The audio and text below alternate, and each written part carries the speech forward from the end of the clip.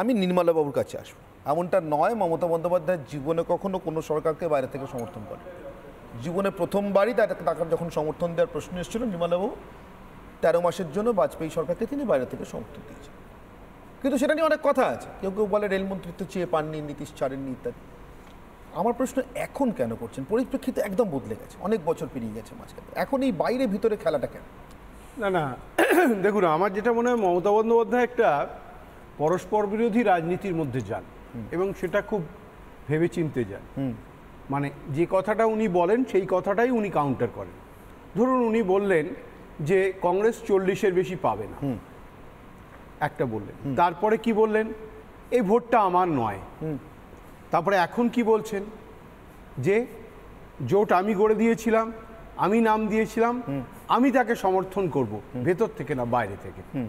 এই মাঝে বলেছেন সিএ সমর্থন করে, সিএ সমর্থন করবো, সেটা শর্ত ছাড়া আর কি। যাই হোক, এখন প্রশ্নটা দাঁড়াচ্ছে এইখানটাতে, মমতা বন্দ্যোপাধ্যায় যে কথাগুলো বলছেন, যাদের নিয়ে বলছেন, তাদের সঙ্গে মমতা বন্দ্যোপাধ্যায়ের যে অ্যালায়েন্সটা, এই অ্যালায়েন্সটা আদৌ আছে কি না সেটা নিয়েই এখন প্রশ্ন উঠছে।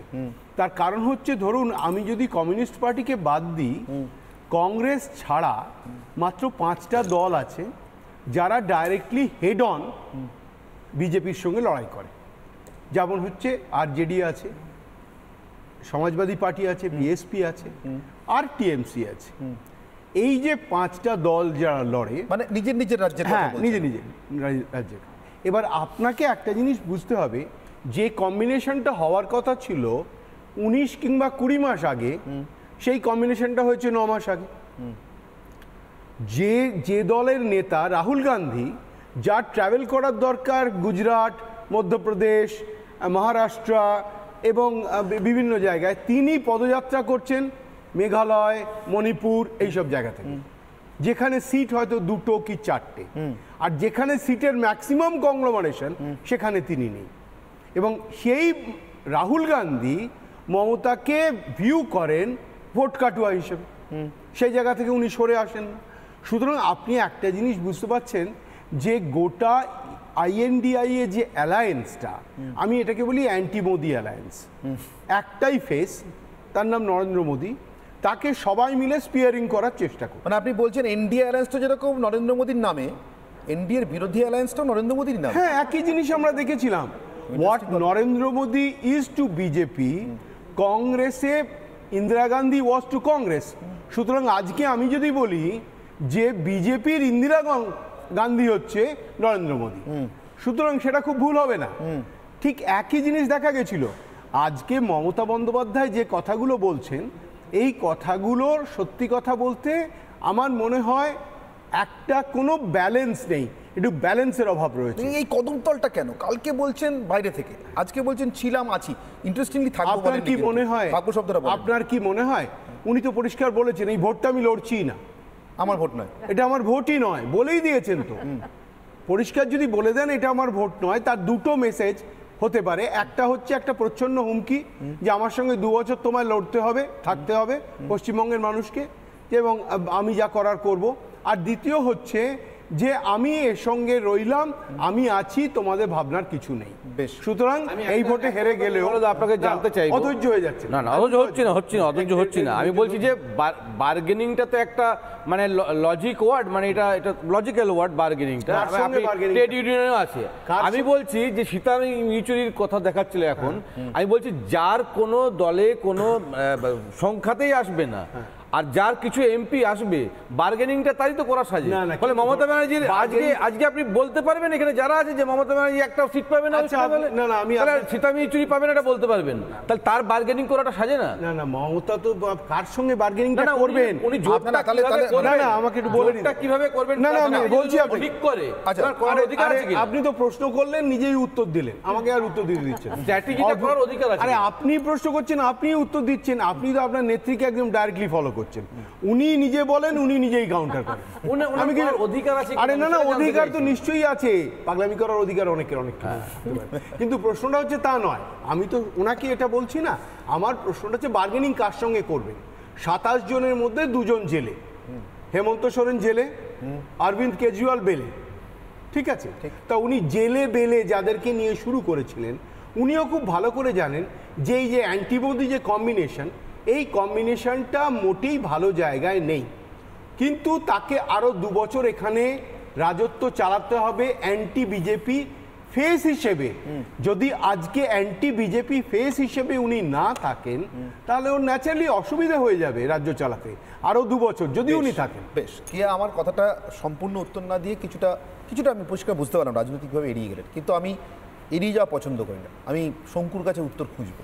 তার আগে আমি একজনের বক্তব্য আপনাদেরকে শোনাবো। অরবিন্দ কেজরিওয়াল মমতা বন্দ্যোপাধ্যায়ের অভিন্ন হৃদয় রাজনৈতিক বন্ধু। তার সঙ্গে রাজনৈতিক মিটিং করবার জন্য তিনি নবান্নের সচিবালয় ব্যবহার করতেও পিছপা হন না, মানে সরকারি প্রশাসনিক যন্ত্র ব্যবহার করতেও পিছপা হন না। সেখানেও অরবিন্দ কেজরিওয়াল এই যে বেলের কথা বলছিলেন নির্মলাবাবু, মানে জামিন পাওয়ার পরে, ইডির হাত থেকে গ্রেফতারের পর প্রথম যে প্রেস কনফারেন্স করলেন, প্রথম যে শব্দগুলি বললেন, সেগুলো কি বললেন একবার শুনুন তো। সীতারাম ইয়েচুরি, অধীর চৌধুরীরা বলছেন এরপর থেকেই নাকি মমতার মোড়ঘোড়া শুরু। সত্যি কি এই প্রেস কনফারেন্সে এমন কিছু বলেছিলেন অরবিন্দ কেজরিওয়াল যার জন্য মোড় ঘুরতে হলো? কি বলেছিলেন অরবিন্দ কেজরিওয়াল একবার শুনুন তো। अगर ये चुनाव भी जीत गए, मेरे से लिखवा लो एफिडेविट के ऊपर, थोड़े दिन के बाद ममता दीदी जेल में होंगी, तेजस्वी यादव जेल में होगा, स्टालिन साहब जेल के अंदर होंगे, पिनरई विजयन जेल के अंदर होंगे, उद्धव ठाकरे जेल के अंदर होंगे, जितने विपक्ष के नेता ये सारे जेल के अंदर होंगे।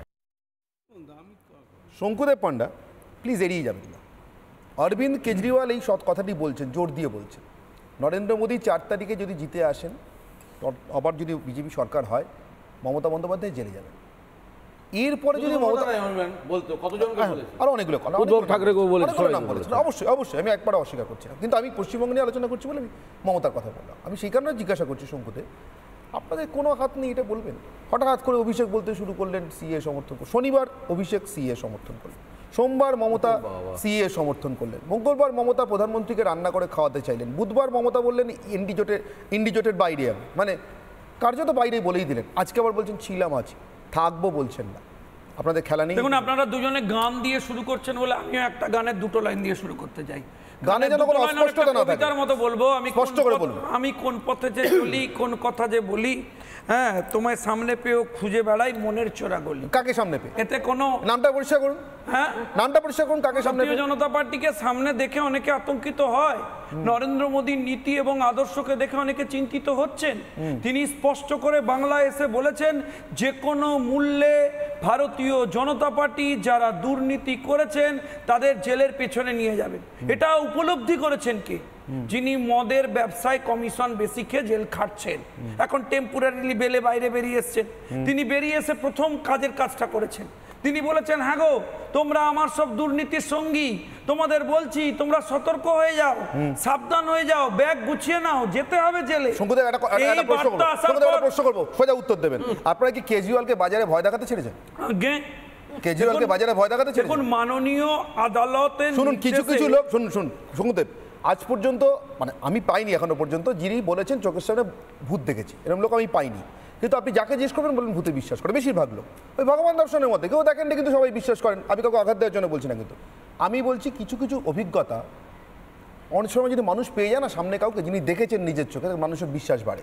কেজরিওয়াল নিজের চোখে জেলটা দেখে এসেছেন, তিনি বলছেন জেলে ভরবে। আপনারা কি বাজারে ছেড়েছেন এর জন্য? পরিষ্কার করে বলুন। না, দেখুন, আমাদের ছাড়ার দরকার নেই। মানুষ বলছেন যে রাজ্যের একজন মুখ্যমন্ত্রী, এই রাজ্যে একটা কনসেপ্ট তৈরি হয়েছিল, অনির্বাণবাবু ডোন্ট টেক ইট আদারওয়াইজ। আপনি অধীর চৌধুরীকে সিরিয়াস পলিটিশিয়ান মনে করেন কিনা? এক সেকেন্ড, নির্মলদা সিনিয়র জার্নালিস্ট আপনি অধীর চৌধুরীকে সিরিয়াস পলিটিশিয়ান মনে করেন কিনা? করেন তো। আচ্ছা, অধীর চৌধুরীর এই বক্তব্যটা শুনুন, তারপর আপনি বলুন আমি আপনাকে কেন প্রশ্নটা করছি, আপনি কেন উত্তর দিতে চাইছেন না। অধীর চৌধুরী আজকের বক্তব্য। তখন মমতা ব্যানার্জির পাশে রাহুল গান্ধীও ছিল, সীতারাম ইয়েচুরিও ছিল। তখন দিদির কাউকে খারাপ লাগেনি। তখন সিপিএমকেও ভালো লেগেছে, কংগ্রেসকেও ভালো লেগেছে। যত ইডি সিবিআই অরবিন্দ কেজরিওয়ালকে ধাওয়া করছে, জিজ্ঞাসাবাদ করছে, হেমন্ত সোরেনকে জিজ্ঞাসাবাদ করছে, জেলে পুরছে, দিদিরও পাল্টিবাজি তখন ততটা বাড়ছে।